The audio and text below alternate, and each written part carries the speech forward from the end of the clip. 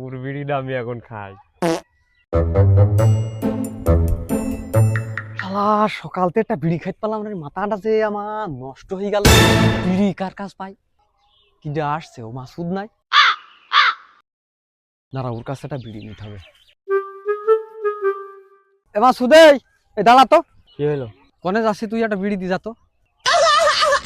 তুই জানিস না আমি বিড়ি খাওয়া ছাইড় দিস। তুই তো বিড়ি খাতিস তো, কবে ছাড়লি তুই বিড়ি খাওয়া? মেলা দিন তো আমি ছাইড় দিস বিড়ি টিড়ি আমি আর খাই না বন্ধু, আমার কাছে কোনো বিড়ি নাই। হ্যাঁ, ঠিক আছে যা, অন্য জায়গায় দেখি কারোর কাছে পাই নাই। The next day.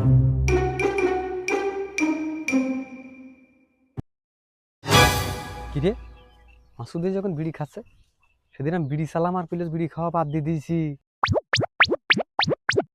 কিরে মাসুদ, তুই না বিড়ি খাওয়া বাদ দিয়ে দিয়েছিস? না বন্ধু, তুই ভুল বুঝছিস, বিড়ি আমি খাই না। তাহলে ফুক ফুক করে কি বাড়াটা খাচ্ছ না তুমি মানুষের? আরে বিষয়টা তুই শোনেক, আমার একটা বন্ধু ছিল না, ওই যে ভবানীপুর বাড়ি না, মারা গেল কিছুদিন আগে। ওর সাথে আমার সেই সম্পর্ক ছিল।